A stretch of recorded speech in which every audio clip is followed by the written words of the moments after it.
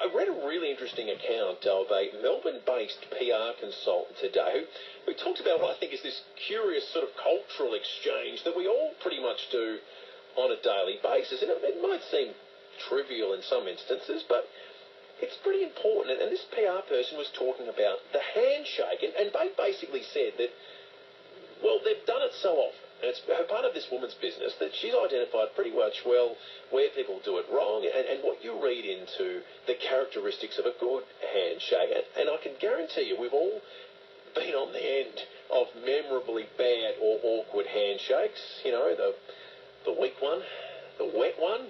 Oh, that's never good. The weird angle. Have you ever had the weird angle handshake? That's very disconcerting. The Mark Latham. You know, the kind of... Remember the Mark Latham, John Howard one?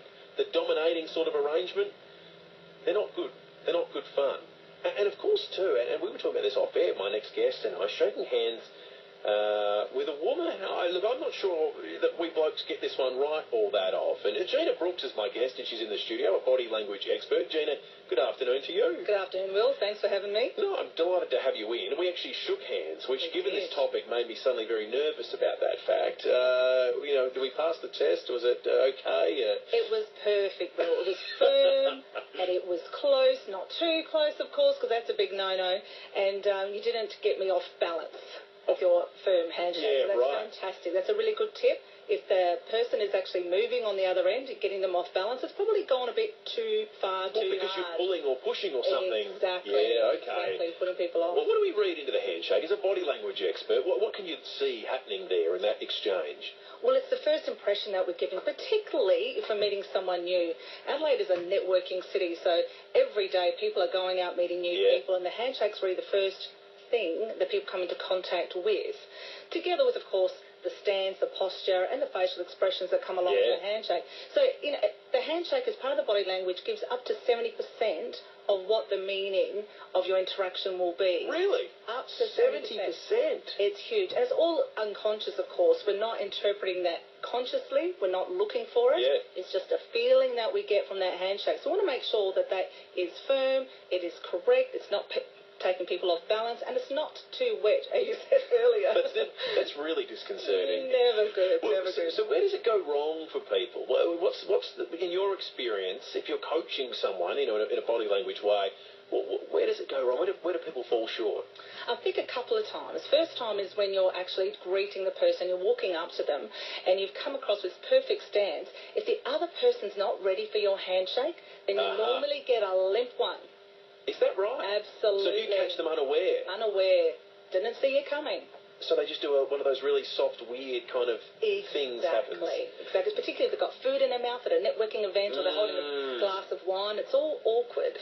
What about, you know, I mentioned this at the start, and I think I genuinely I never know where the line is with regard to, and it's these days a reality in the world. There are many women working as men, and it's this exchange that happens across gender as well. But shaking hands with a woman. Now, as a guy, I'm not that big a guy, but there are much bigger that must think, you know, you're shaking hands with someone that might be 5'3" and 45 kilos. You don't want to break fingers or anything. But then again, every woman I've ever spoken to about this says they hate men giving soft handshakes. Absolutely. So what's the answer there? What do you do? The answer is read what the other person is doing. If they've come in with a firm handshake, open palm, vertical, ready to go in and give it a firm grasp, then just mirror the pressure back is the idea. So if you're mirroring the pressure back, then you know that you're sort of entering the person where they want to be entered into. Yeah. So you're not going firmer, because that's a big no-no, especially if you want to do business together. You don't want to be dominant. And you're not going in less firm, of course, because that just feels awkward for both parties. So you don't want to be doing that. And I understand the women thing. I do, being a woman, of course, myself, and meeting many men. They, unfortunately, do come across with the old little dead fish on those occasions when they don't see it coming. It's really sad from my point of view, because I'm trying to come across as a confident business person, and you want that same confidence back. Yeah, which is the underlying point here, isn't it? I mean, as you say, it's 70% of that first reaction. What about the sort of quaint things people do, where sometimes it's a bit of an overhand grip or an underhand? Do you read anything into that? Absolutely. The overhand grip, that's really a dominating feature. So coming in overhand, and of course usually that's firmer at the same time. Or coming in underhand, that's that submissive motion as well, that submissive action. We don't want to be doing that. So that vertical, straight in, straight forward. It's going to create a positive environment for your meeting anyway, just starting off on that right foot, because the wrong foot, you know what it's like when you've made a first impression. You can't get another chance to make a first impression. So pay some thought to your handshake. Gina, thank you for coming in. I'm sorry we have to cut short. We've got to go to news, but it's a pleasure speaking to you. Thank you for that, because it was a fascinating read about this idea that so much is read into this, the thing that we all do daily. What I didn't realise, though, was up to 70% of that first impression can come from something seemingly as innocuous as the handshake. Gina, thank you very much for your time. Absolutely. Pleasure, Will. Thanks for having me. So.